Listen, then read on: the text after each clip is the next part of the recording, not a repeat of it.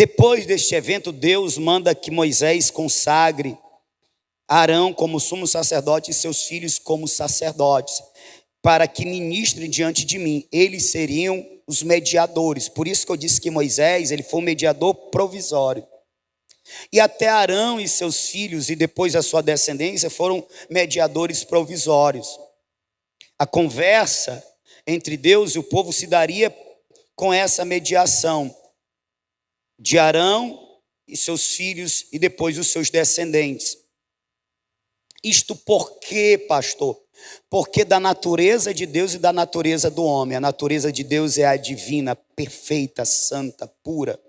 E a natureza do homem é a natureza humana, que foi corrompida pelo pecado. A natureza do homem passou a estar impregnada da imundície, que cheira as narinas de Deus mal do pecado. Por isso há uma barreira, por isso há um distanciamento entre Deus e a criatura humana, por causa do pecado. A natureza santa, perfeita de Deus repugna o que há no ser humano chamado pecado. Os nossos pecados são como tráfico de imundície, é podridão, cheira mal, noja a Deus, por assim dizer. Por isso, Paulo, escrevendo aos Romanos, ele disse que todos, ao pecarem, estão destituídos, estão afastados da presença gloriosa de Deus. O pecado distancia, afasta. Todavia, Deus propôs um meio para que esta barreira fosse demolida e este afastamento fosse resolvido. O meio é a redenção através do sangue de Jesus Cristo.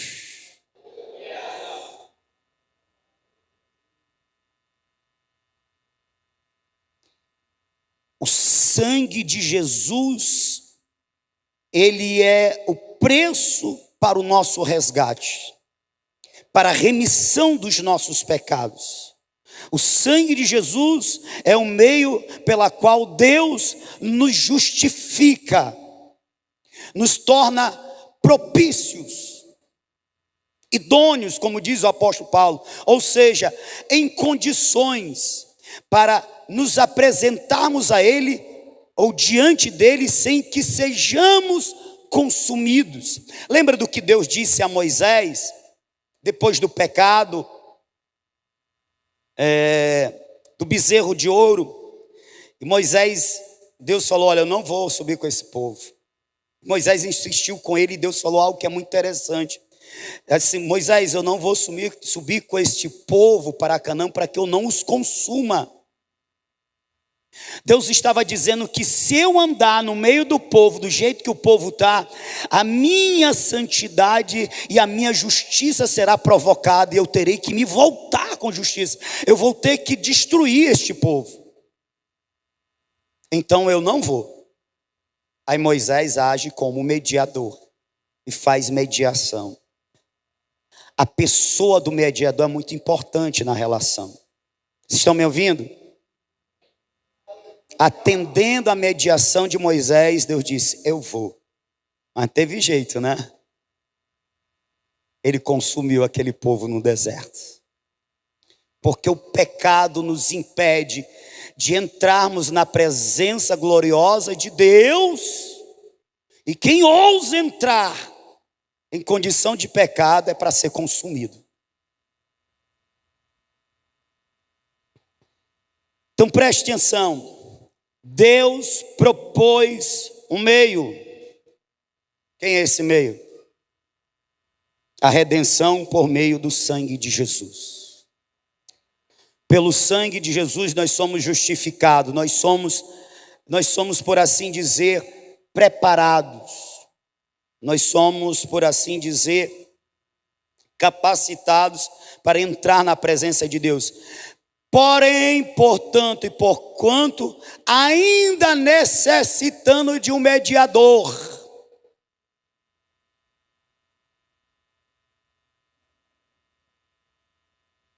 O sangue dos animais na antiga aliança propiciava a condição para que o pecador se apresentasse diante de Deus, mas aí ele ainda precisava de um mediador, o sacerdote.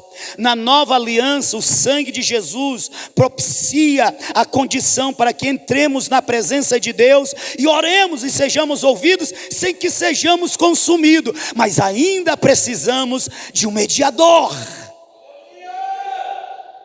Ou tu tem um mediador, ou tu está perdido. Você está me entendendo? Estou lançando fundamento aqui, para que você entenda que a tua oração, ela só será ouvida, ela só será acreditada, se você primeiro estiver banhado ou marcado pelo sangue do Cordeiro de Deus, chamado Jesus. É por isso que escrito está que Deus não ouve a pecadores, e Ele não tem negócio com pecador. Ele não tem o menor, como é que eu vou dizer? A mínima obrigação de ouvir um pecador. Ele ouve pecadores remidos. Ele não ouve pecadores impenitentes, que não se arrependem. Ele ouve pecadores remidos, pecadores lavados, pecadores resgatados pelo sangue de Jesus. Aleluia! Entenda que o sangue de Jesus te torna propício a entrar na presença. Não tire isso da sua cabeça. Deus só aceita você na presença dele porque ele vê a marca do sangue de Jesus. Que pela fé você se apropriou dessa justificação. Pela fé você alcançou essa graça. Pela fé você compreendeu que você só é aceito por causa do sangue. E você creu, e você aceitou a Jesus como teu Salvador, como teu Salvador. Aleluia! Agora preste atenção. Além do sangue, você ainda precisa de um mediador. Você ainda precisa de um mediador. Possa ser que você ainda esteja fazendo orações erradas até os dias de hoje, mas eu quero lhe ajudar. No livro de João, capítulo de número 16, o Evangelho de João, capítulo de número 16, versículo de número 24, está escrito: até agora nada tendes pedido em meu nome. Pedi e recebereis, para que a vossa alegria seja completa. Até agora nada tendes pedido em meu nome. Até agora, lembre-se, toda uma antiga aliança estava estabelecida. Se pedia, se fazia oração, sendo mediado pelos sacerdotes e às vezes pelos profetas. Quando os sacerdotes falhavam, entravam em ação os profetas. Existia sempre um mediador. Jesus está dizendo agora: a partir de agora, não vai ser no nome de A nem no nome de B. Quem vai mediar o diálogo, a conversa, as vossas orações, sou eu. Peçam em meu nome. Aí você entende porque a gente pede no nome de Jesus. Por isso, irmão, não é iniciar uma oração ou terminar uma oração no nome de Jesus. É entendendo o que significa em o nome de Jesus. Voltemos para o capítulo de número 14, do mesmo livro de João, versículo de número 13, que diz: e tudo quando pedirdes em meu nome, isso farei, a fim de que o Pai seja glorificado no Filho. Se me pedirdes alguma coisa em meu nome, eu o farei. Existem religiões, inclusive uma que saiu do verdadeiro cristianismo, que ensina que se pode chegar a Deus por meio de mediadores outros. Por isso é no nome do Francisco, do José. Na verdade, se pede ao Francisco, se pede ao José, se pede a Maria, se pede, está tudo errado.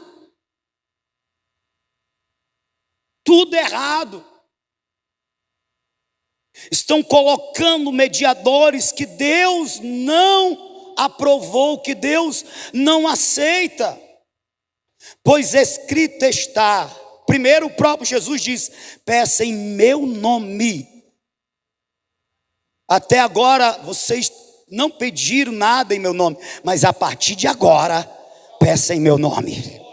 E por que a partir de agora? Porque ele estava para consumar a obra de redenção. Ele estava para se apresentar como sacrifício perfeito e eterno. E não apenas como sacrifício perfeito e eterno, mas como sumo sacerdote eterno, que assiste na presença do Todo-Poderoso e faz intercessão e mediação pelos homens.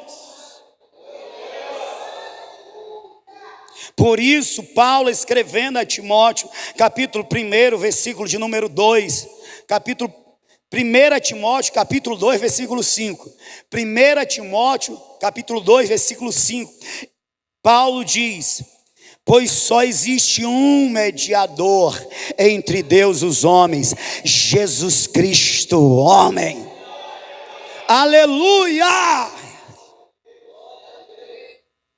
Além do sangue, nós precisamos entender que a nossa oração só é creditada, porque qualquer um pode orar, irmão, mas receber crédito diante de Deus, ser ouvida graciosamente, atenciosamente, com a proposta de resposta, só aqueles que estão marcados pelo sangue e que se aproximam de Deus, tendo por mediador Jesus Cristo, Filho de Deus. Vocês estão me entendendo? Então não é só no nome, é o que significa aí o nome de Jesus. Eu estou me valendo da mediação de Jesus, o meu Salvador. Pai, eu estou me valendo do mediador Jesus, que tornou-se o sumo sacerdote eterno, ou seja, aquele que está diante do Pai, intercedendo por nós, mediando a nossa conversa com Deus. É por isso que a oração dos crentes é poderosa. É por isso que Tiago falou: a oração do justo pode muito em seus efeitos. Porque a oração do justo é poderosa? Por causa do mediador poderoso chamado Jesus Cristo, que valida a nossa oração. Por isso o crente mais novo, irmã Zuleide, por isso o crente menos desprovido de recursos humanos, de posição social, ele tem uma oração poderosa, por mais novo que seja, por mais simples que seja, porque o poder não está na oração dele, mas naquele que media a oração desse crente, Jesus Cristo.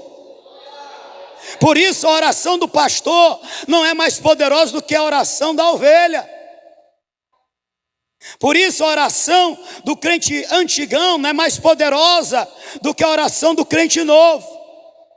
Tem o mesmo valor, tem o mesmo peso, porque quem dá valor, quem dá peso a esta oração é o mediador, Jesus Cristo, nosso Senhor e nosso Salvador.